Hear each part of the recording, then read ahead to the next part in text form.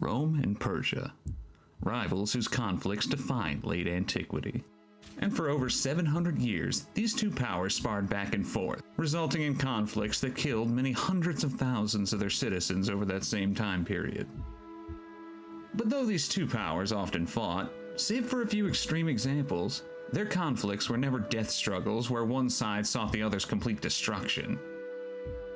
And as you'll soon see, the war that broke out in early 603 was no different. A conflict fought for limited goals, entered into by a man seeking to press a political advantage. Nothing more, really. But what would set this war apart from nearly all others fought between Rome and Persia was its sheer scale. For example, over the course of the 6th century, Rome and Persia fought at least 3 separate wars, which basically meant that the two nations were at war for at least 60 years during that century. And though the fighting was fierce at times, and the Persians more than once gained an advantage, their armies never made it much farther past the Roman province of Syria, while the Romans, for their part, would have been hard-pressed to push much farther than the Persian capital at Ctesiphon. Meaning that these wars, though bloody, were confined to mostly the border regions and proxy kingdoms on each empire's periphery. At no time during any of these conflicts was the existence of the other empire ever in question, as no King of Kings, or Emperor of Rome for that matter, would have found that outcome feasible or, hell, even desirable. Now contrast that with the events of the coming war, where Khosroes II chose to keep fighting even after he had clearly won and the Romans were all but begging him for peace on any terms he might offer. They will run in fear. And this change was profound, as after that would come calamities never before seen by any living Roman, as her lands from Egypt to Armenia were torn away by men just as organized and technologically advanced as themselves, and worse yet, with little prospect of regaining any of the lost territory. Meanwhile, as the Persian Empire was slowly digesting Rome's most prized possessions, disgruntled allies of the former Emperor Maurice had decided to rebel, thus plunging the embattled empire into a civil war just as she needed her unity the most. But I'm getting a little ahead of myself. For now, the story of how and why the last war of antiquity came to inflict the world is still yet to be told. So, let's do that. With that said, it's my pleasure to present you with The End of the Ancient World, Episode 2.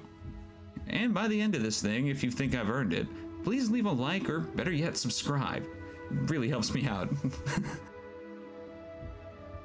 Thank you. Delle belle tapando al riposo, Narciset Matocino d'amor. In early 603, Khosroes II, Persian King of Kings and one of the most powerful men on earth, received word that his surrogate father, Maurice Tiberius, Emperor of the Romans, had been dethroned by some upstart Balkan warlord of low birth named Phocas. Well, Khosroes' personal feelings on the matter notwithstanding, this must have come as fantastic news to the young monarch, as he had just been handed a rock-solid pretext for war against a divided and distracted Roman Empire.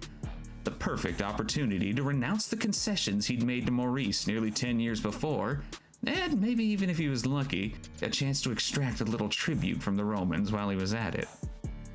Better still, Khosroes began hearing rumors that not all of Maurice's sons had died in Phocas's purges. And even more fortuitously, that the young prince in question was currently holding court in the Roman city of Justinopolis, Edessa. We're just going to call it Edessa from here on. Anyway, protected by the arms of a man the great king knew well, the Magister Militum of the Orient, Narses. What name? Who are you, Seal? So, with that in mind, the Persian King of Kings was in no mood to play nicely when the emissaries of the usurper Phocas arrived at his court, demanding that he be recognized as Emperor of the Romans. And, as we've seen, he had the men thrown in prison. Had no friend for to go my bail. They slapped my died carcass in that county jail. Meanwhile, back in Constantinople, Phocas received the alarming news with an uncharacteristic calm and clarity. In fact, Phocas appears to have done everything he could to prevent war with Persia, and when his efforts inevitably failed, showed at least a basic level of competence in raising troops to resist the invaders. And so the war began, as so many others had in the last century, with yet another Persian king of kings unleashing his forces on the divided kingdom of Armenia. His goal was to wrench the kingdom from Roman hands and place the entire thing under Persian rule, thus undoing one of the major points he'd been forced to accept when Maurice had offered him aid nearly a decade before. Fearing the loss of such an important ally, Phocas, to his credit, responded quickly, detaching several thousand men from their garrison duties in the west and combining them with men he had on hand until he had created a proper field army. Then, in one of the few objectively good moves Phocas would make during his reign, he gave command of this force to the experienced and feared General Germanicus, and set him the task of saving the empire. Now, by the way, this Germanicus is not to be confused with the politician Germanicus, who just so happened to be Theodosius's father-in-law. It's a whole fucking thing. Don't worry about it. Not the same guy. Anyway, Germanicus, the general Germanicus, to his credit, was even initially successful, as together he and an Armenian army managed to rout the Persians at the Battle of Elevard, which all but destroyed Persian power in the region, at least in the short term. Then, once he was satisfied that the Armenians could hold out on their own, Germanicus decided to take his army south to deal with the other problem close to his master's mind, mainly the rebel general Narses and his pet prince at Edessa, fearful should the rebels hand the city over to the Persians in exchange for protection. Meanwhile, inside the city itself, Narses was literally planning to do exactly that. But why? For the rebel general knew that his forces were outnumbered and outmatched by Germanicus's legions, and that realistically his only hope for relief really did lay to the east. And so, in a naive attempt to save himself and his pet prince, Narses appeared to have sent word to the Persian king of kings that he required aid, reminding the young monarch of the time that the two of them had fought side by side against the usurper Bahram Chobin, and asking that he protect Maurice's son as Maurice had once protected him. Remember when you had the chicken pox and I gave you this bear? Ah! Meanwhile, as the great king mulled over Narses' request for aid, Germanicus's army finally appeared outside the walls of Edessa and began setting up a proper siege camp. However, a few days later, Germanicus's scouts reported that a huge and well-equipped Persian army led by the King of Kings in person had crossed the border and was at that very moment bearing down on them. Well, in response, Germanicus immediately broke off the encirclement of Edessa and began gathering his forces to meet the young King of Kings in open battle. You know, despite the fact that he probably could have just fucked off and saved his whole army. Anyway, unfortunately for Germanicus and the empire as a whole, this decision proved disastrous. For the Persian army he was about to face were all hand-picked troops, loyal to a fault, well-equipped, and eager. While his own men were battle-weary, footsore, and exhausted, having recently marched from Constantinople all the way to Armenia, where they then fought a great battle. Then, without much rest, they were ordered south into northern Syria before setting up and then tearing down an entire siege camp within the space of a few weeks. Let's put it this way, these men were fucking bushwhacked. And so, needless to say, when Germanicus met the Persians near the city of Constantina, he and most of his tired forces were utterly annihilated by the royal army. Their survivors scattered, and their banners and standards packed into neat little crates and shipped back to the royal palace at Dastagerd for display. News of this Roman defeat soon reached Narses when Persian riders appeared outside the city of Edessa, proclaiming that he rejoiced that his enemies had been defeated and to expect the imminent arrival of his friend and benefactor, Khosroes II. Well, Narses didn't really know what to expect, but was shocked to his very core when the royal army duly arrived outside the walls of Edessa and began setting up what looked like a carnival pavilion. Well, not really having any choice in the matter, Theodosius and Narses duly went to the king's camp where they were greeted warmly and showered with expensive gifts. Then, after their meeting, Khosroes put out word to the Roman people that his men were fighting on behalf of the young Theodosius, and that every city his men took would be transferred to the authority of this rightful emperor. After all, it was only fitting that the King of Kings repay the debt he owed his falsely slain father Maurice. And what better way than by placing his own deposed son back on his father's throne? It was poetry, really. Then, as a show of good faith, Khosroes II donated supplies and arms to Edessa before withdrawing back to Persian lands, which was a great piece of political theater that masked the truth. It was enough for now to leave Theodosius as a compliant puppet, as his city could now act as a buffer, a target for Roman aggression, while the King of Kings went to work pacifying the border region. After the withdrawal of the King of Kings, our rebel general Narses appears to have had a change of heart, going from rebel to selfless patriot seemingly overnight. Or at least that's how things appear to me on the surface. My guess is that Narses had placed all of his hopes for the future on being the patron of Theodosius, guessing that should the young man be placed on the throne, he'd be able to run things behind the scenes, becoming the power behind the throne, as it were. Or, barring that, he could always just deliver the young man into Phocas's hands in exchange for a pardon. Politics.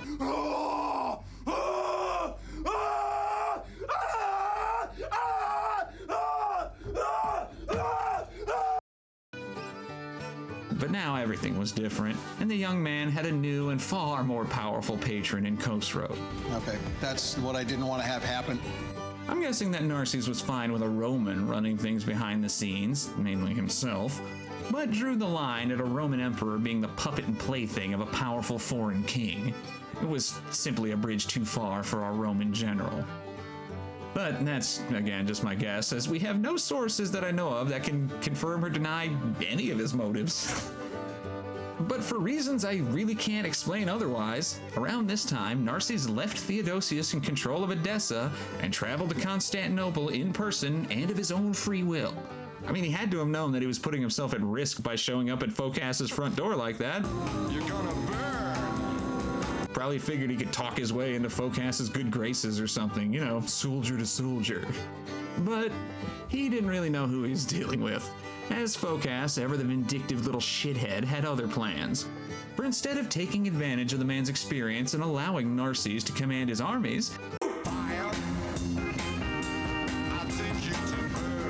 Phocas's men then built a huge bonfire around Narses and roasted the general to death, cursing him as a fool and treacherous dog even as the flames were licking and blistering his flesh. So that's it's not great. As within the space of a few months, Phocas had lost two of Rome's greatest generals, an entire field army, and of course any troops that had once served under Narses. Worse yet, Phocas had little prospect of avenging any of these humiliations, which really only made him look weak. Not great for a man whose power was based solely on his military record. I did everything I was supposed to do. I followed every fucking rule in the book. Fart in your general direction. Your mother was a hamster, and your father smelt of elderberries.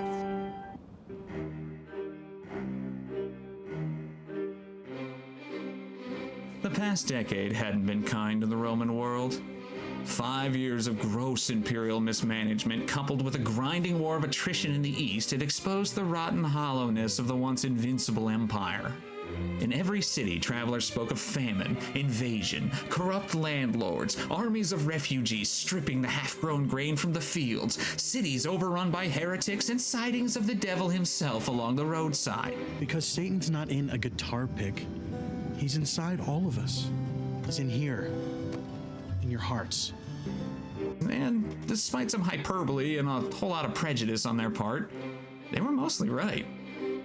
For to the surprise of absolutely no one, Phocas had proved far better at running his mouth and complaining like a little bitch than he ever had as a leader.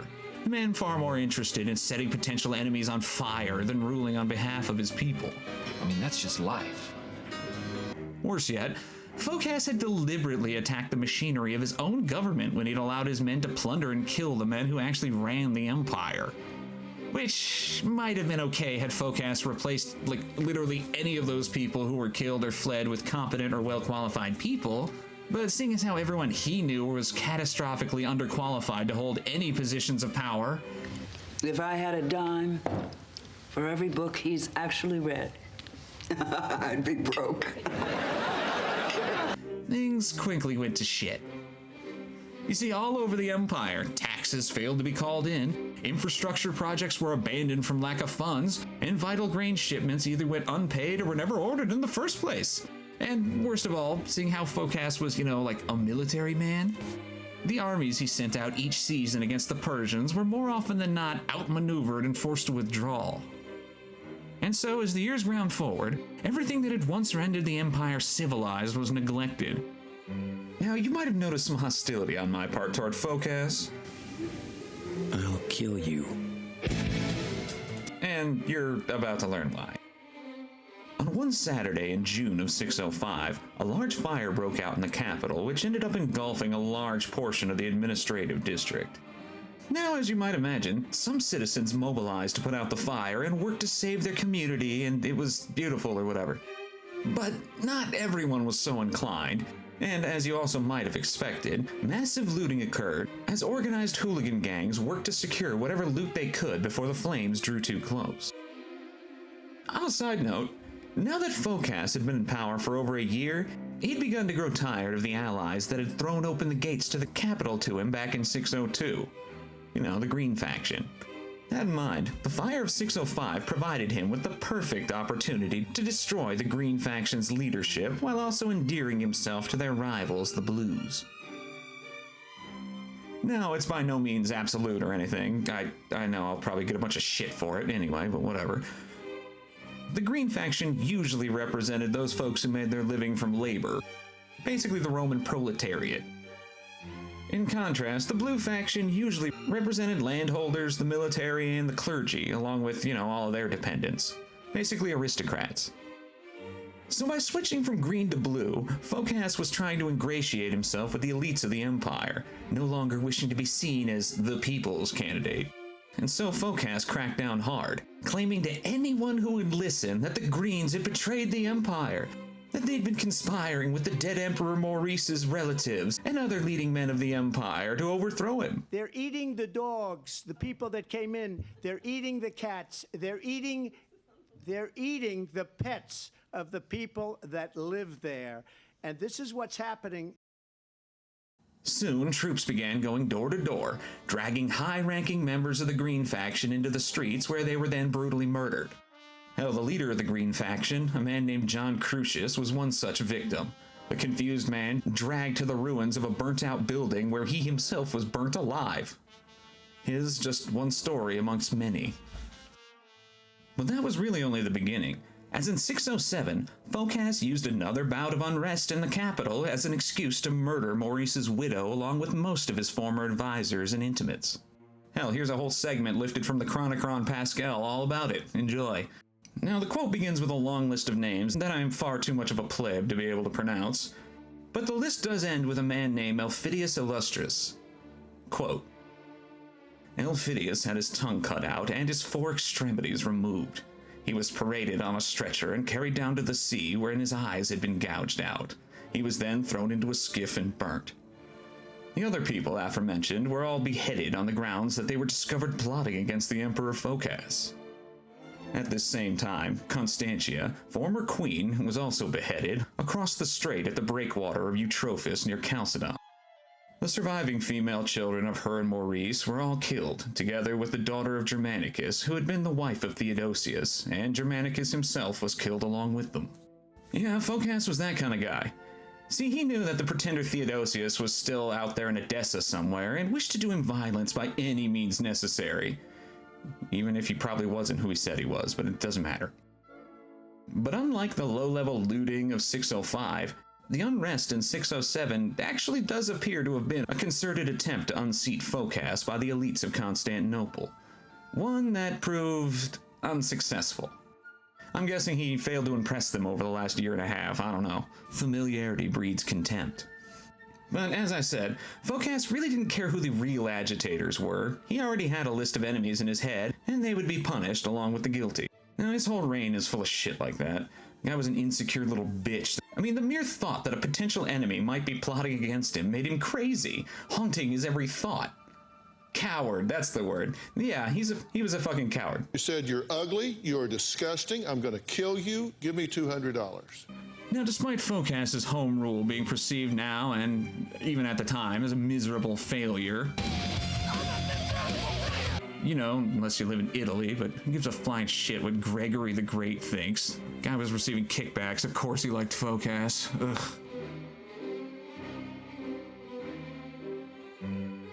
Anyway, Phocas rightly assumed that the people would forgive all of his shortcomings if he could only rout the invaders and give the Roman people victory.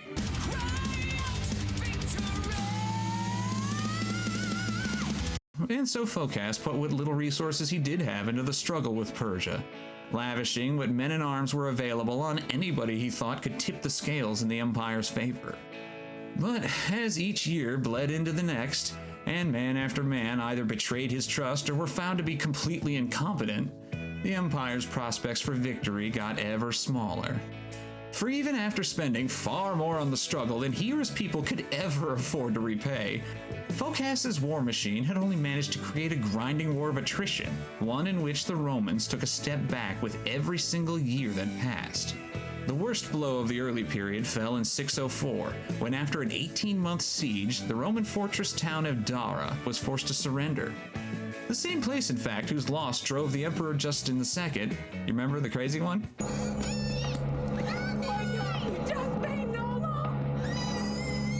Yeah, to madness nearly 30 years before.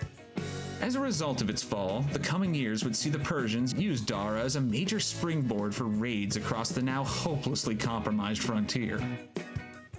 Meanwhile, as Rome was losing its outer defenses, the nation of Armenia had been fighting an equally as bleak struggle against the annually advancing Persians. Now, as we've seen, they'd been initially successful, and with Roman help, even won the first major battle of the war. But after the fall of Germanicus at Constantina and the subsequent fall of Dara the next year, things took a turn for the worse. For now, the Persian King of Kings was free to focus on the Armenians without fear of any major Roman advances in other sectors. Therefore, the next year saw most Armenian armies swept from the field, the survivors forced to hold up in the many fortresses that dotted the country lest they be wiped out. We know that you're in there, and that you're all alone. Now, naturally, the Armenians begged their ally Phocas for aid, and to his credit, he appears to have at least tried, but whatever Phocas's gutted bureaucracy could scrounge up was sufficient only to throw some grit in the wheels of the Persian war machine. And so, despite a stout defense, by early 610, most of the Caucasus had fallen into the hands of the King of Kings, her mountainous redoubts now in the hands of the enemy. And unfortunately for Rome, the story wasn't much different in northern Syria or Mesopotamia, as now much of the old fortified frontier, first built up by men like Septimius Severus, was now in the hands of the enemy. But much worse was to come, as now that the armored carapace of the Roman Empire had been pierced, the peaceful and prosperous interior of the empire now lay open and vulnerable. But then again, none of that was going to be Phocas's problem for much longer. Following program is rated TV MAL. It contains strong language and is intended only for mature audiences. You don't want to know about it, believe me.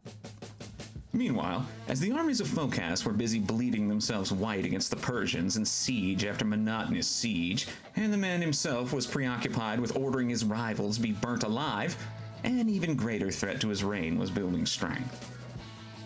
For you see, powerful people were out to get our insecure little friend, just not the ones he expected. Proof of the old saying that just because you're paranoid doesn't mean people aren't actually trying to kill you. See, through various means, Phocas and his men had stolen from and brutalized the most influential men of the empire, men who valued and jealously guarded their citizenship above all else, even if in practice that just meant lording it over a bunch of unfree people they had around them on a daily basis, but Anyway, I'm just being real. Now, the fact that they were rich notwithstanding, Phocas had trampled upon them as if they were common slaves, exposing the fiction of all their so-called rights and dignity as citizens. After all, what was the point of citizenship if the state could act in such a way? Now, these men understood what people every few generations seem to forget, that if those in power refuse to respect the law, then none of your rights mean a fucking thing, nor is your property safe from seizure. If the government is lawless, you are not a citizen, you're a subject. Anyway, that in mind, when word of a plot against Phocas reached the aged governor of Carthage, a man named Heraclius, he was receptive. More telling still, the letter had come from none other than Phocas's own son-in-law and Comes Excubatore, Priscus. Now, from what I can gather, Priscus had married Phocas's daughter well before the revolt, and thus would have been one of the men on his staff when he'd launched his bid for the throne back in 602. As a result, he was well placed to become the new Comes Excubator when his father-in-law took power. But as the years had ground forward, Priscus began to chafe under the tyranny of his father-in-law, which is probably just a nice way of saying that he was really bad at his job, like just as bad as Phocas was, really. You see, as defeat after defeat began to pile up in the east, Phocas most likely began to start threatening Priscus. As, you know, it was kind of his job to make sure that the armies had what they needed in both men and materiel. Never mind that Phocas probably didn't give him much of a budget. So it wouldn't be an exaggeration to say that many of the losses suffered during Phocas's reign would have been at least partially Priscus's fault. Now, knowing that his master could be, unstable at times,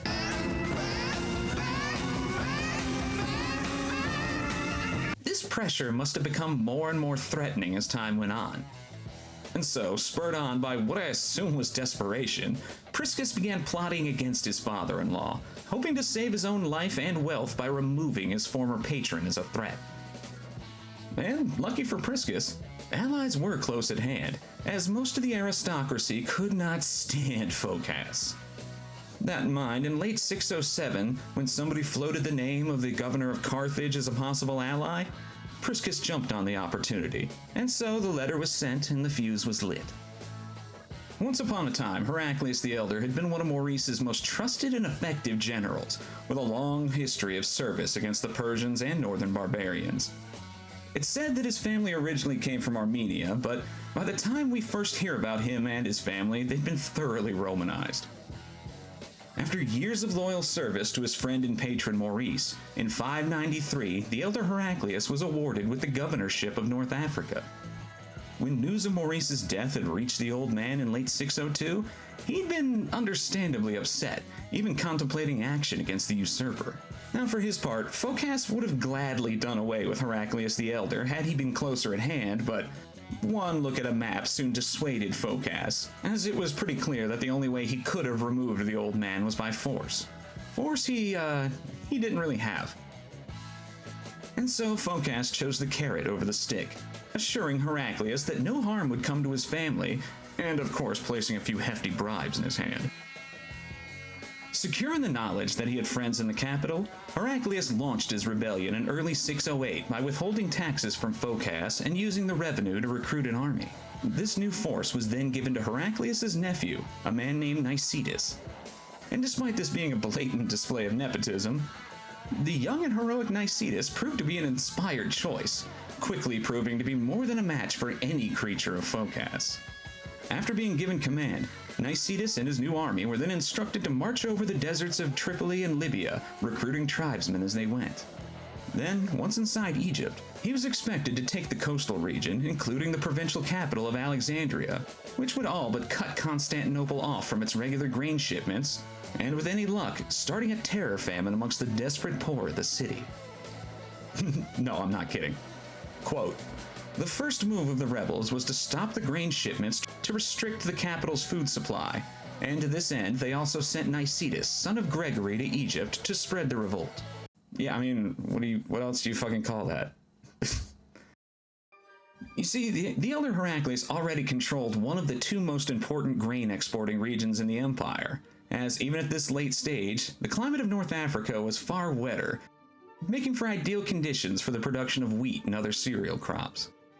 With this advantage, most of the western provinces added during the reign of Justinian quickly bent the knee, as they all wished to avoid famine. And so, within a few short months, the entire western Mediterranean was in Heraclius the Elder's hands. That in mind, if Heraclius the Elder could snatch up Egypt as well, he could do the exact same thing to the eastern provinces, in effect conquering the Roman world via its stomach. Anyone who refused to recognize his family simply wouldn't eat. We all got our quirks, right? Mine is that I'm like, actually the devil. Oh, right. What a nice guy.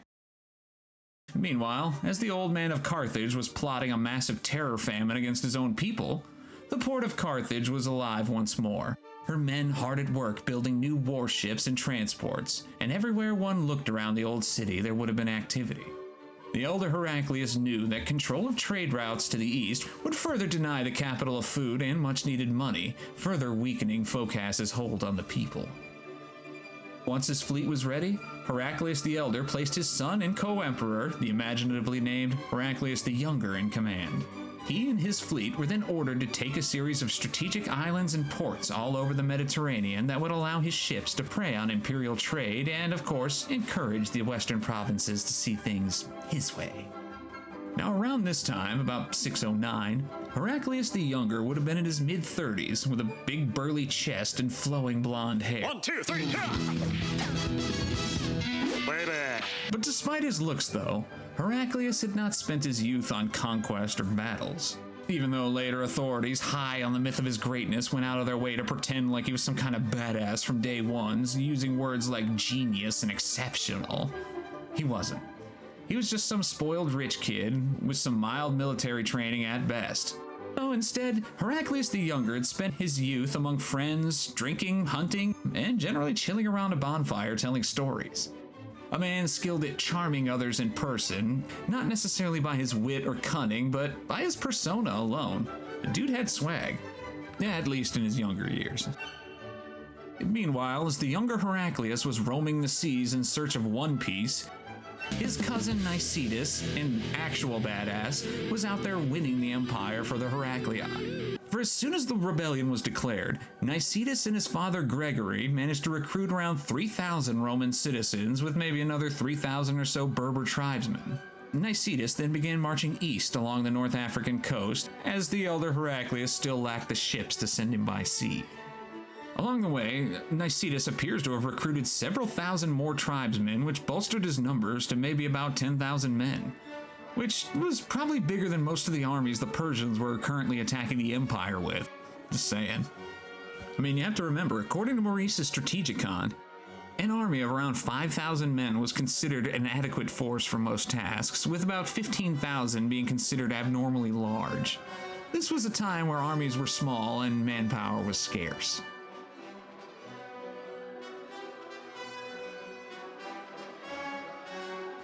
Anyway, when news of Nicetas' arrival finally reached Egypt, the province had practically nothing to resist him with, as it appears that Phocas had been steadily withdrawing troops from the region and redeploying them against the Persians. Now, for what it's worth, the governor did manage to scrape together a few thousand men to resist Nicetas, but they proved no match and were quickly annihilated and scattered by the young commander. After shattering all resistance, Nicetas then marched on Alexandria, where men loyal to Heraclius appeared to have thrown open the gates as soon as he approached, as the city appears to have fallen without any battles being fought. Now, Nicetas, for his part, must have really loved the place, as he appeared loath to leave once he took Alexandria.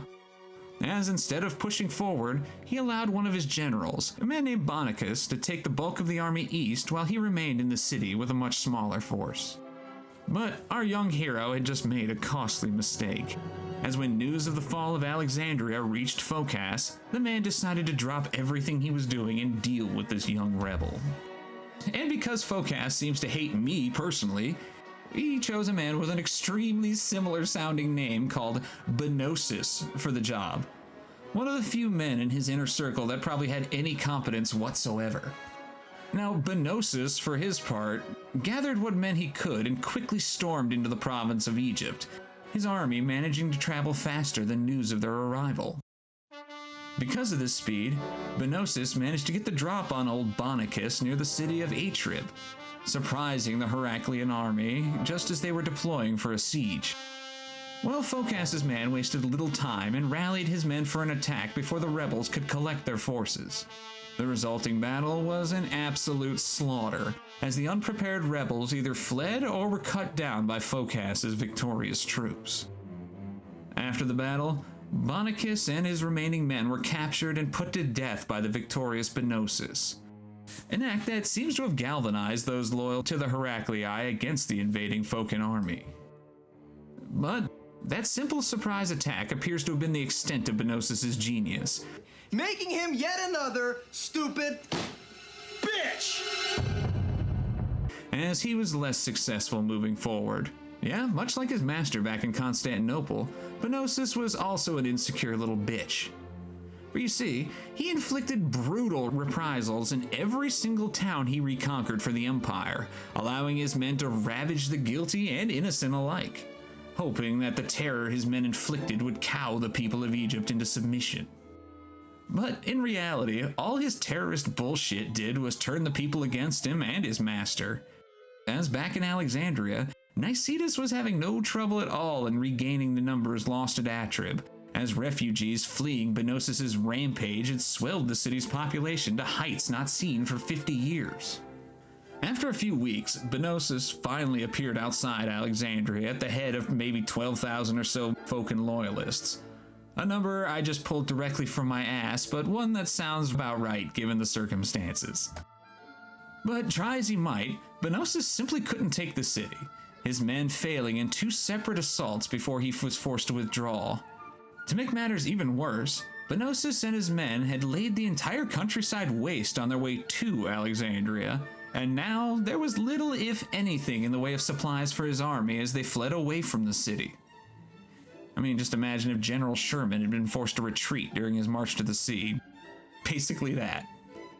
Because of this, by the time Bonosus and his men were chased from Egyptian territory, very few of his men were left. An entire field army starved and scattered in a desert of their own making. Hell, it might be poetic if it weren't so fucked up. Meanwhile, while Nicetas was busy chasing Bonosus out of Egypt, the situation in the capital was steadily getting worse.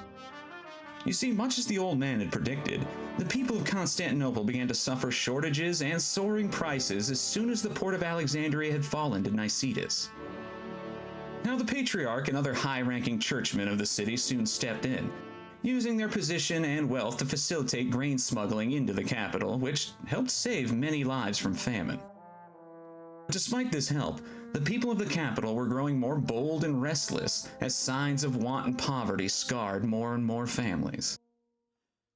And I mean, it makes sense from the people's perspective. They could have put up with all this bullshit had there been a light at the end of the tunnel, but in their eyes, there was simply no end to Phocas's incompetence and brutality. And on top of that, he was a loser. That is to say, he was a man who lost a lot. See, even against rebels, he was a perpetual loser, with his only real accomplishment of note being the capture of Heraclius' mother and fiancé. Yeah, for some reason, these two seem to have been tending to business in Asia Minor when the rebellion was declared. Whatever, it doesn't matter. Anyway, they remained under house arrest for the duration of the war, where,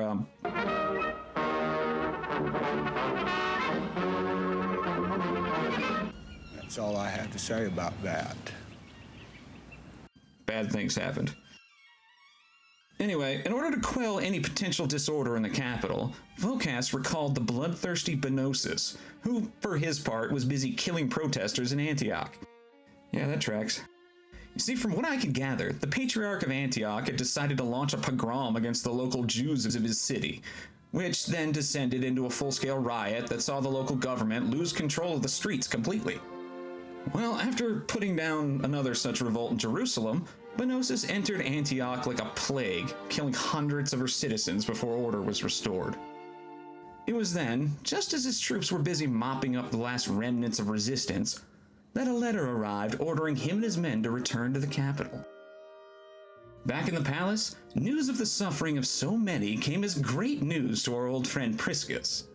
In fact, he really couldn't have been happier, as he'd spent the last few years trying to make this exact thing happen, mainly smuggling people and messages in and out of Constantinople. But now the time had come for him to pave the way for Heraclius' arrival, and an excuse to do just that soon presented itself, when in late 609, the successful Persian general Shahin once again launched a raid into central Anatolia.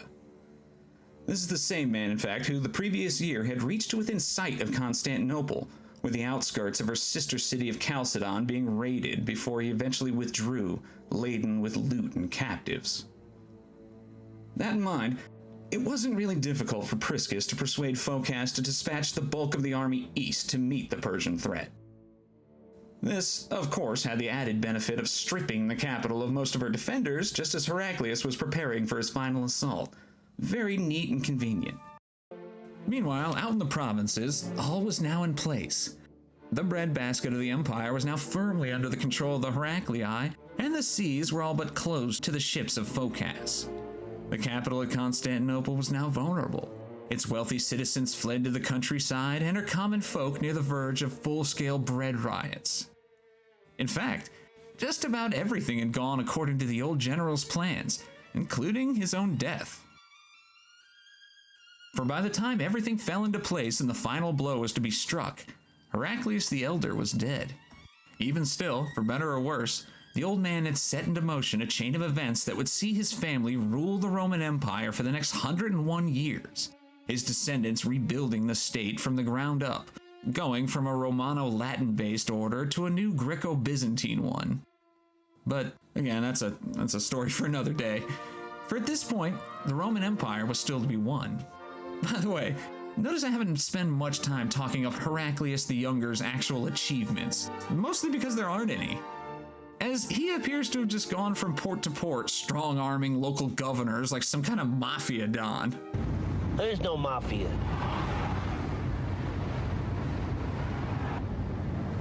Look. I mean, one book I read mentions a sea battle off the coast of the Peloponnese in Greece, but that's all the detail I got on that one. Like, literally, that's all the book said. Anyway, Heraclius the Younger appears to have done the least and benefited the most. Typical boss. Alright, now for this next part, there are a few versions of the fall of Phocas, so forgive me for mixing and matching a little bit going forward, but this seems to me to be the most likely course of events given what I know. Which is, of course, just a nice self-serving way of saying, I like this version the best. Anyway, here it goes. When Phocas heard that Heraclius had scattered his fleets and was even at that very moment headed toward his city, the man grew enraged, immediately calling for his comes excubatores, Priscus. But by this point, Priscus was well past following his orders. The man simply sent word to Phocas that he was deathly ill, and he thus couldn't get out of bed, let alone come to the palace to discuss strategy. He was very sorry. But this was, of course, just a ruse, as Priscus was actually currently busy orchestrating riots all over Constantinople. And because of this, the streets of the capital soon became choked with restless people, some calling for reform while most simply cried out for bread. Now, it was about this time that Bonosus and his small fleet managed to actually run the Heraclean blockades and managed to reach the capital. Well, as soon as his attack dog had disembarked, Phocas sent word ordering him to bring order to the city by any means necessary. But his forces, though loyal, proved to be far too few to quell the rebels as they had back in 05 or 07. And so after many hours or maybe a day or two of heavy street fighting, Bonosus eventually ordered his men to set huge bonfires in order to create an opportunity for a retreat. The Chronicron Pascal relates what happened next. This Bonicus, who was then in the city, fled after himself, setting fire to the vicinity of Caesarea's quarter, and being unsuccessful, he went into a skiff into the harbor of Julie into the so-called quarter of Maris. Being cornered there, he threw himself into the sea, and after receiving a sword blow from an excubator when he was in the sea, he died. When his corpse was cast ashore, he was dragged along, brought to the Ox, and burnt. Yeah, it appears that his little fire break was unsuccessful at stemming the tide of angry Romans, as his men were soon overtaken by the mob and cut to pieces. Bonosus himself, I guess, tried to escape in a small boat across the harbor, but was mortally wounded by what may have been one of his own men as he tried to abandon them? I'm not sure. Either that or he got mugged when he tried to get off the boat on the other side. Either way, it was a fitting end to a shitty person. Around that same time, sails were spotted in the distance, which caused most who were still undecided to immediately turn against Phocas. Fearful and distrustful of all of his so-called friends and generals, Phocas dispatched what men he had left, commanded by his brother Dementiolus, to the sea walls in an attempt to stop Heraclius there. But Heraclius was prepared for that as well. For instead of landing near the sea walls and pointlessly throwing his men against the fortifications like he was playing Stronghold Crusader, Heraclius simply anchored his ships 7 miles from the city at a town called Hebdomum, meaning 7, and calmly went about unloading his men-at-arms in full view of the capital's defenders. And now for his part, Dementiolus tried to convince his men to sally out and fight the usurper on the beaches, dreams of a new marathon clouding his eyes, no doubt, but they refused him flat. As it would seem that lack of pay, low rations, and orders to commit war crimes against civilians had finally broken the morale of even Phocas's most loyal legionaries. They just simply refused to follow orders. Now, brother or not, Dementiolus feared what Phocas might actually do if he returned with news of an entire army's disintegration and failure underneath him, most likely recalling the hundreds of rebels and officials his brother had ordered burnt alive over the years. Ugh. So instead, he attempted to flee the city with whatever wealth he could carry. But as fate would have it, he was soon overtaken and captured by men he had once commanded. He was eventually drugged to the Hippodrome, where he was either burnt alive or his body was burnt. I don't know. Either way, he was done.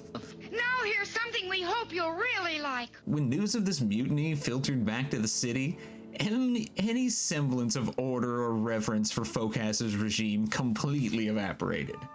The long-suffering Green faction, led by a charioteer named Calliopas, soon began organizing raids on government buildings throughout the city, freeing every political prisoner they could find, including Heraclius' mother and fiancée Eudokia. Now, when this same news reached Phocas, the man seems to have had a complete nervous breakdown, immediately ordering the city's prefect Leontius at sword point to gather up every single bit of wealth in the imperial treasury and throw it into the sea as to deny it to Heraclius. Then, this accomplished, he and a few die-hard supporters barricaded themselves inside the royal chambers and refused to come out. But this bubble of safety was soon breached when a group of his own men broke down the barricades and slaughtered his bodyguards.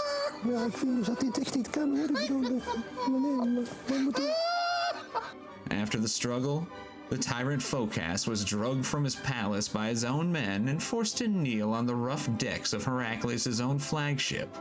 His reign effectively terminated. You are terminated.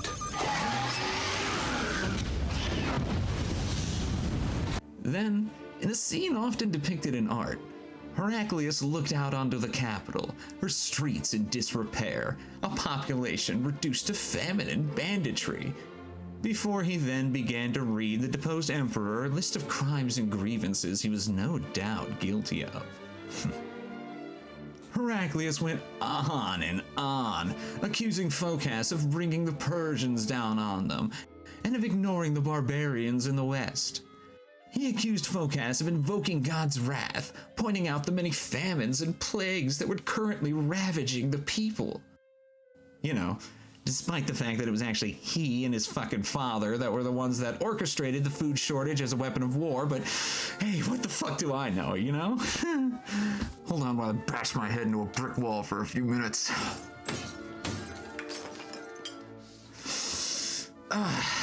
Normal. But as Phocas sat there listening to the man that had taken everything away from him read his corny little speech, the man wore a nasty expression on his face, as if he were above this dressing down, staring up wistfully at Heraclius with a knowing look. You see, for all of his faults, Phocas was a man who knew when somebody was completely and utterly full of shit, and he couldn't help but marvel at the theatrical production that Heraclius was attempting to put on.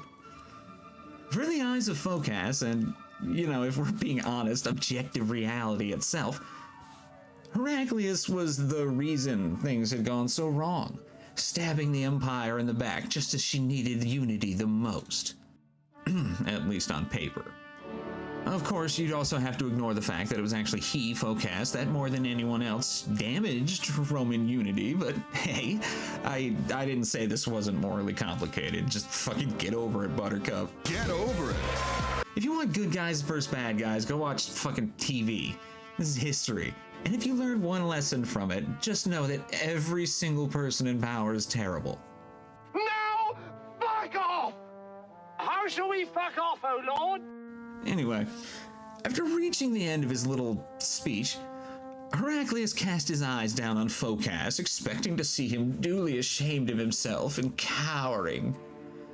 Instead, to his utter frustration, Heraclius glanced down to see Phocas grinning back at him like a madman who just rubbed shit all over the walls.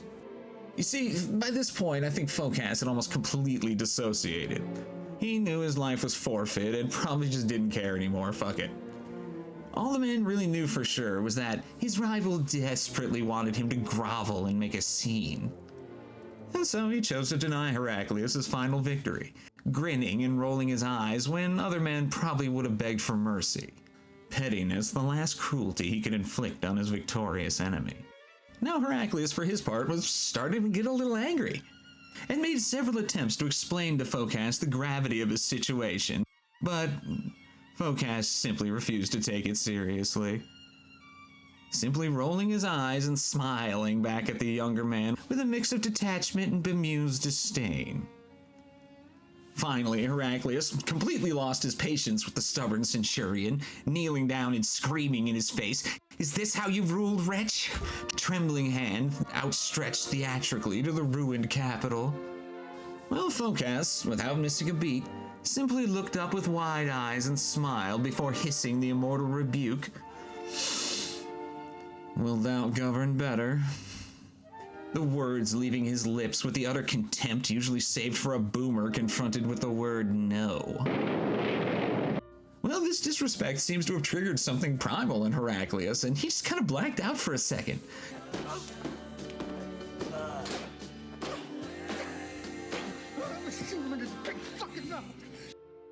No, but for real though, before anyone could stop him, Heraclius had pulled his sword from its scabbard and just began chopping at Phocas's neck until the head came free, blood and flaps of meat matting his regal robes with gore.